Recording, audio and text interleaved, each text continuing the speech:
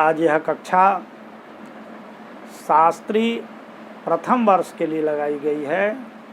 जो छात्र साहित्य लेकर पढ़ रहे हैं उनके लिए अनिवार्य प्रथम पत्र में लघु सिद्धांत कौमुदी पुस्तक निर्धारित है। तो आज उसी पाठ्य पुस्तक का संज्ञा प्रकरण चल रहा है। आज पुनः उसी संज्ञा प्रकरण के मध्य में बतलाने जा रहा हूँ।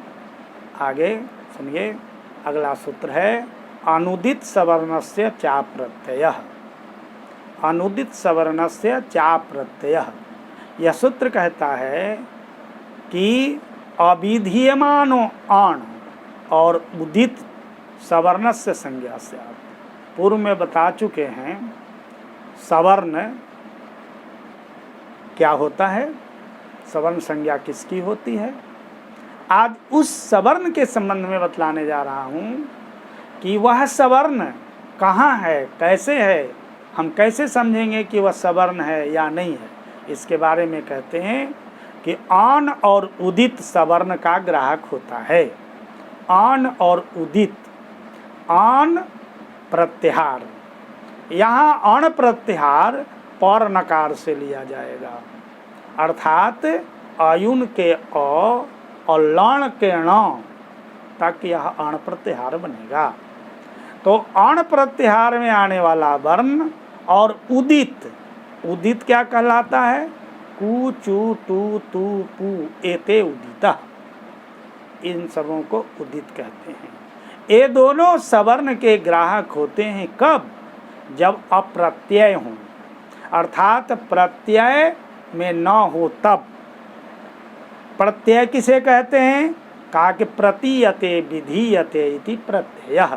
यहाँ प्रत्यय का मतलब जो विधान किया जाए, किसी सूत्र के द्वारा जो विधान किया जाए उसे प्रत्यय कहते हैं। जैसे मान ली किसी सूत्र के द्वारा अण प्रत्यय का विधान करते हैं तो अण का अ जो होगा वह सवर्ण के ग्राहक नहीं होगा, अर्थात उस अ में 18 अ नहीं माना जाएगा।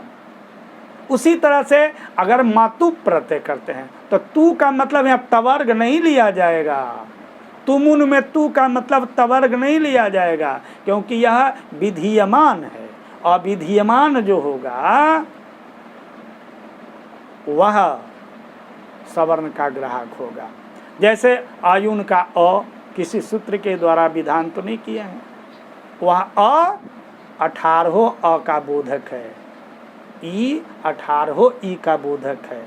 जहाँ कहीं भी प्रत्यय को छोड़कर, विधीयमान को छोड़ करके व्याकरण शास्त्र में अण और उदित हैं तो सवर्ण के ग्राहक हैं। ये समझें कि वह अपने पूरे परिवार के साथ वहाँ उपस्थित हैं, ऐसा समझना चाहिए। तो प्रतीयते विधीयते इति प्रत्ययः। अविधीयमानो अण उदित च सवर्णस्य संज्ञा से। और अविधीयमान जो अण होगा और उदित होगा वही सवर्ण का ग्राहक होगा। यहाँ कहते हैं, स्पष्ट करते हैं, अत्रैवान परेण नकारेण, अत्रैव अण परेण नकारेण। व्याकरण शास्त्र में अत्रैव अण परेण नकारेण, यानी यहीं पर अण प्रत्याहार पर नकार से लिया जाएगा, बाकी सब जगह पूर्व नकार से ही अण प्रत्याहार लिया जाएगा। अर्थात कहने का मतलब है व्याकरण शास्त्र में जितने भी माने अण का ग्रहण सूत्रों में किया गया है, जिन जिन सूत्रों में, वह अण पूर्व नकार से ही समझना चाहिए था। आयुन के अ आयुन के नकार से लेकर ही अण प्रत्याहार बनेगा।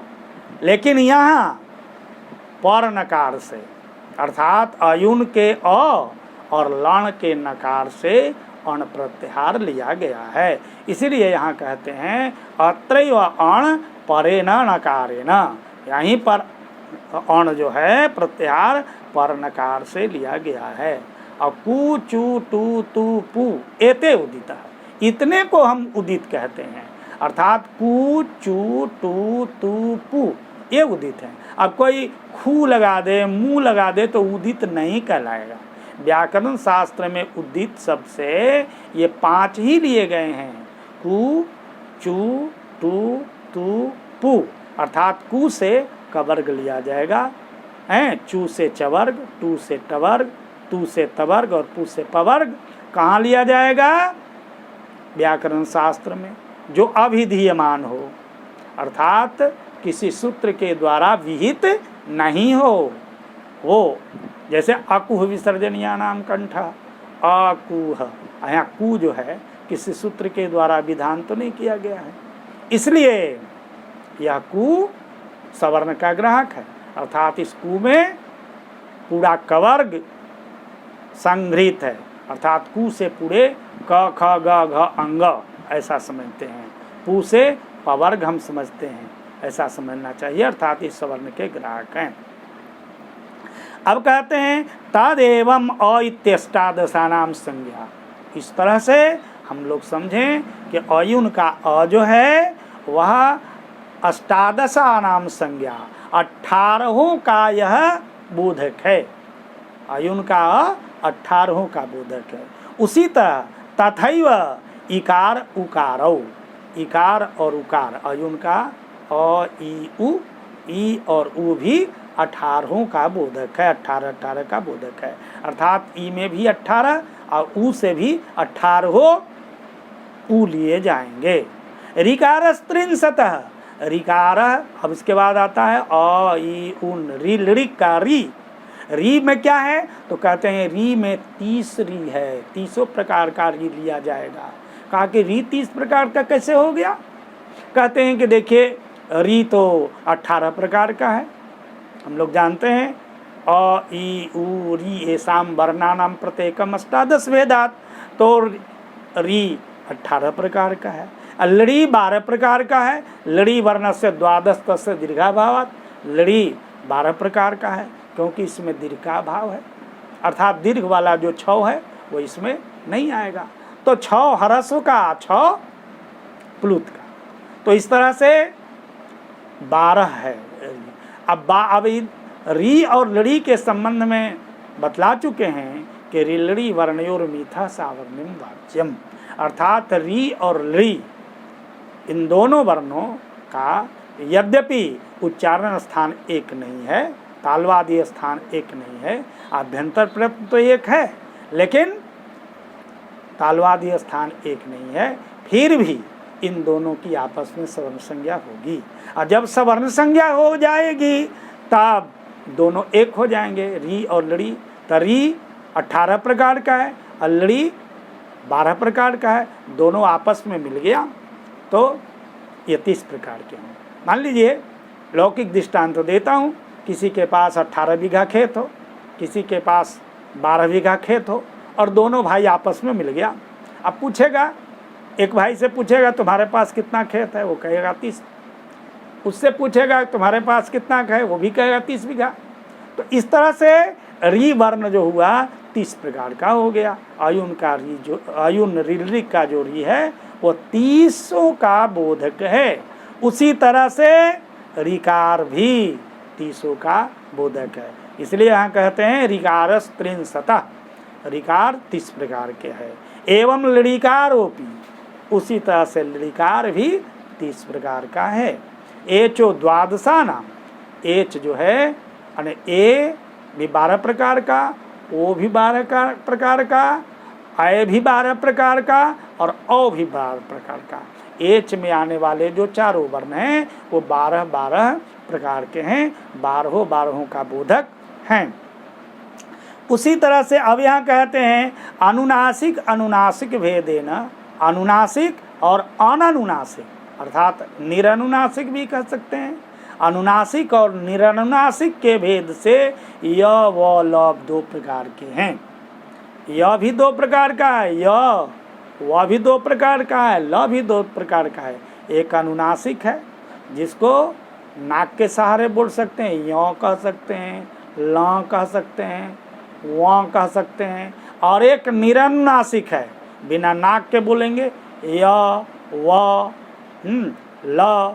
तो इस तरह से दोनों संस्कृत वाङ्मय में लिए गए हैं, अनुनासिक भी और अनुनासिक भी। इस तरह से हयवरट का जो य है वह दोनों का बोधक है, वह भी दोनों का बोधक है और ल भी दोनों का बोधक है। अर्थात य से दो य लिए जाएंगे, एक अनुनासिक और एक अनानुनासिक, व से भी दो व लिए जाएंगे और ल से भी दो व लिए जाएंगे। तेन अनुनासिकास्ते द्वयोर्द्वसंज्ञा, इसलिए अनुनासिक जो हैं ये य व ल दो दो के संज्ञक हैं, अर्थात दो दो के बोधक हैं। अब आगे बताते हैं परः सन्निकर्षः संहिता। कहते हैं संहिता किसे कहते हैं, संहिता किसे कहते हैं? कहते हैं परः सन्निकर्षः संहिता, वर्णानाम अतिशयितः सन्निधि संहिता संज्ञा स्यात्। अने सन्निकर्ष कहते हैं, सन्निकर्ष सन्निधि को कहते हैं। सन्निधि का मतलब अत्यंत सामीप्यता को सन्निकर्ष कहते हैं, दूरी को नहीं, जितना नजदीक रहें वो सन्निकर्ष कहलाएगा। सन्निकर्षों में भी लगा परः सन्निकर्ष, अर्थात अत्यंत सन्निकर्ष, अत्यंत सन्निधि को ही संहिता कहते हैं। अब जैसे अ के बाद अ बोलिए, अ बोले ये संहिता है, सन्निकर्ष है। और अ बोलें और 1 घंटा के बाद अ बोलें, यह सन्निकर्ष नहीं है। यह अ और अ के बीच में काल का व्यवधान हो गया, कालकृत व्यवधान हो जाने से वो नहीं होगा। उसी तरह से एक अ बोलिए और 1 पेज के बाद बोलिए, तो यहाँ भी यह दूरी यानी दूरकृत व्यवधान है, दूरीकृत व्यवधान हो जाने से भी यह सन्निकर्ष नहीं हुआ। इसलिए यहाँ दोनों सन्निकर्ष, दोनों तरह का सन्निकर्ष है, अर्थात कालकृत संग भी और स्थानकृत संग, देशकृत सन्निकर्ष भी होना चाहिए। तो परः सन्निकर्ष अर्थात अत्यंत सन्निकर्ष को क्या कहते हैं? संहिता कहते हैं। वह सन्निकर्ष किसका होना चाहिए? क्या मानवों का, क्या पशुओं का? कहते हैं वर्णानाम अतिशयितः सन्निधि, वर्णों का अत्यंत सन्निधि, वर्णों का अत्यंत सन्निकर्ष यानी नजदीकी, समीपता, उसे ही संहिता कहते हैं। इसीलिए अ बोलते हैं तो वहाँ दीर्घ हो जाता है। संहिता की स्थिति में ही दीर्घ होती है, संहिता नहीं रहेगी तो वहाँ संधि नहीं होगी। तो संहिता समझ गए, वर्णों के अत्यंत नजदीकी को, वर्णों के अत्यंत सन्निधि को क्या कहते हैं? संहिता कहते हैं। अब अगला है हलो अनंतरा संयोग। अब कहते हैं संयोग किसे कहते हैं? कहा कि हल को संयोग कहते हैं। कौन हल?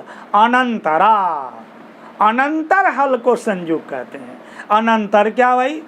अनंतर अंतर रहित जो हल है, अंतर रहित जो हल है उसे संयोग कहते हैं। तो अंतर किससे होता है? स्वर से होता है। क बोल दीजिए, ख बोलिए, क के मध्य में अ है, वो अ से वो व्यवहित हो गया, तो अर्थात अंतर हो गया, दोनों में अंतर पड़ गया, दोनों में व्यवधान हो गया। तो अर्थात स्वरों से रहित अनंतर, स्वरों से अनंतर जो हल समुदाय उसे संयोग कहते हैं। अर्थात ऐसा हल समुदाय जिसके मध्य में स्वर का व्यवधान न हो। तो इसीलिए कहते हैं अच भी अव्यवहिता हल, अच से अव्यवहित अर्थात स्वर से अव्यवहित, व्यवधान रहित, स्वर उसमें व्यवधान न डाले हुए हो। अब कोई बोलता है खल, तो ख और ल के बीच में व्यवधान डाले हुए है, ख का अ, इसलिए यह संयोग नहीं है। लेकिन कोई बोलता है प्र, तो प और र के बीच में कोई स्वर नहीं है, क्योंकि प आधा है और उसके बाद र है, तो यह व्यंजन संयोग कहलाएगा, व्यंजन समूह संयोग कहलाएगा। तो हल अनंतरा, हलो अनंतरा संयोग यानी अचो से अव्यवहित जो हल समुदाय है उसे ही संयोग कहते हैं। अगला सूत्र है संज्ञा प्रकरण का, सुप्तिगंतम पदम सुबंतम तिगंतम च पद संज्ञम स्यात्। सुबंत और तिगंत की पद संज्ञा होती है। सुबंत अर्थात सुप जिसके अंत में लगा हुआ हो उसकी पद संज्ञा होती है, और तिंग जिसके अंत में लगा हुआ है उसकी भी पद संज्ञा होती है। सुप में सुप प्रत्याहार सु औजस अम औट्सस टाभ्याम भीस इंगेभ्याम भ्यस अंगसिभ्याम भ्यस अंगस ओस आम इंगी ओस सुप, ये 21 लिए जाते हैं। और तिंग में तिप तस झी सिप थस थ मिप वस मस तो आताम झ थास आथाम ध्वम ईड वही महिंग, ये 18 लिए जाते हैं। ये सुप और तिंग जिसके अंत में लग जाए तो शब्दों के अंत में सुप लगता है और धातुओं के अंत में तिंग लगता है। पठ के अंत में तिंग लगा है तो पठती बना है, तो पठती एक पद है। राम के अंत में सु लगा है तो रामः बना है, तो ये राम रामः पद है, राम पद नहीं है, रामः पद है। तो सुप तिगंतम पदम यही कहता है, सुबंतम तिगंतम च पद संज्ञम स्यात्। सुबंत और तिगंत की पद संज्ञा होती है। इस तरह से संज्ञा प्रकरण समाप्त होता है। अगली कक्षा आगे ली जाएगी। ओम।